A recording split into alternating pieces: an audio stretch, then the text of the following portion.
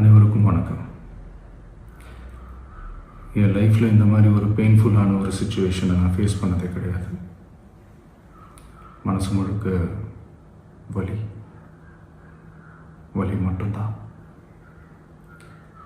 இந்த சுற்றுப்பயணத்தில் என்னென்ன மக்கள் பார்க்க வராங்க, அதுக்கு ஒரே ஒரு காரணம் தான் அவங்க என் மேலே வச்சிருக்கிற அன்பும் பாசம். அந்த அன்புக்கும் பாசத்துக்கும் நான் எப்பவும் கடமைப்பட்டிருக்கிறேன். அதனால தான் இந்த சுற்றுப்பயணத்தில் மற்ற எல்லா விஷயங்களையும் தாண்டி மக்களுடைய சேஃப்டி, அதில் எந்த காம்ப்ரமைஸும் பண்ணிடக்கூடாதுன்றதுக்காக தான் அது என் மனசில் ரொம்ப ஆழமாக இருக்கும் அந்த எண்ணம்.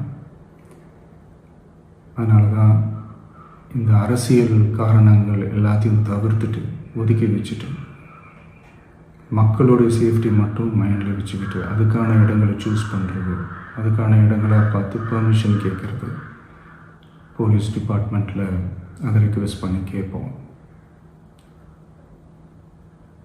ஆனால் நடக்கக்கூடாதது நடந்துருச்சு. ஆனால் மனுஷன் தானே, அந்த நேரத்தில் அத்தனை பேர் பாதிக்கப்பட்டு இருக்கும்போது எப்படி அந்த ஊரை விட்டுட்டு என்னால் கிளம்பி வர முடியும்?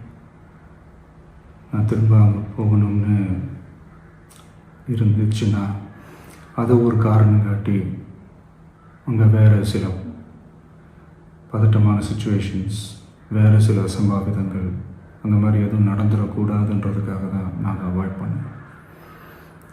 இந்த நேரத்தில் சொந்தங்களை இழந்து தவிக்கிற அத்தனை குடும்பங்களுக்கும் என்னுடைய ஆழ்ந்த இரங்கலை தெரிவிச்சுக்கிறேன். எனக்கு தெரியும், என்ன சொன்னாலும் இது ஈடேயாகாதுன்னு எனக்கு தெரியும்.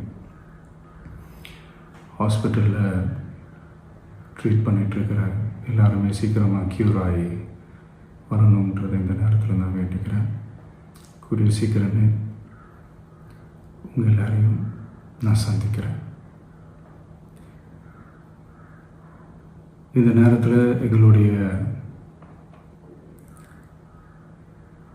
வலிகளை, எங்களுடைய நிலைமையை புரிஞ்சுக்கிட்டு எங்களுக்காக பேசின அரசியல் கட்சிகளை சார்ந்த நண்பர்கள், தலைவர்கள் அனைவருக்கும் என்னுடைய நன்றியை தெரிவிச்சுக்கிறேன்.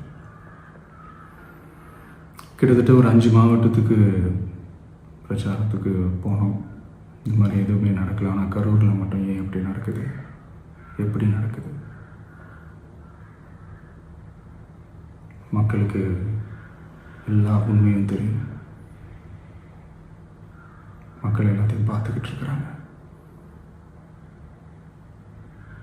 கரூரை சேர்ந்த அந்த மக்கள் அந்த உண்மையெல்லாம் வெளியில் சொல்லும்போது எனக்கு கடவுளே நேரில் வந்து இறங்கி அந்த உண்மைகள்லாம் சொல்கிற மாதிரி எனக்கு தோணுச்சு. சீக்கிரமே எல்லா உண்மைகளும் வெளியில் வரும்.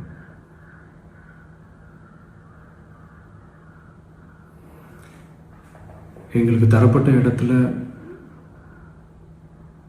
நாங்கள் போய் அந்த ஸ்பாட்டில் நின்று நாங்கள் பேசிட்டு வந்தோம். அதை தாண்டி எந்த தவறும் எங்கள் சைடில் நாங்கள் எதுவுமே செய்யலை.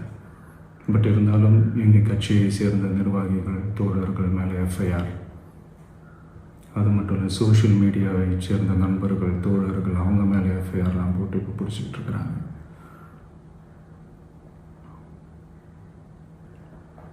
சிஎம் சார், உங்களுக்கு ஏதாவது இந்த பழி வாங்கணும் அப்படின்ற எண்ணம் ஏதாவது இருந்துச்சுன்னா என்ன வேணாலும் பண்ணுங்க. அவங்க மேலே கை வைக்காதீங்க.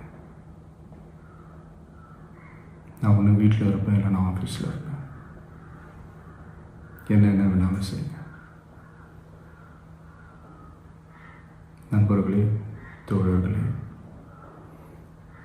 நம்மளுடைய அரசியல் பயணம் இன்னும் ஸ்ட்ராங்காக, இன்னும் தைரியத்தோட கண்டினியூ ஆகும்.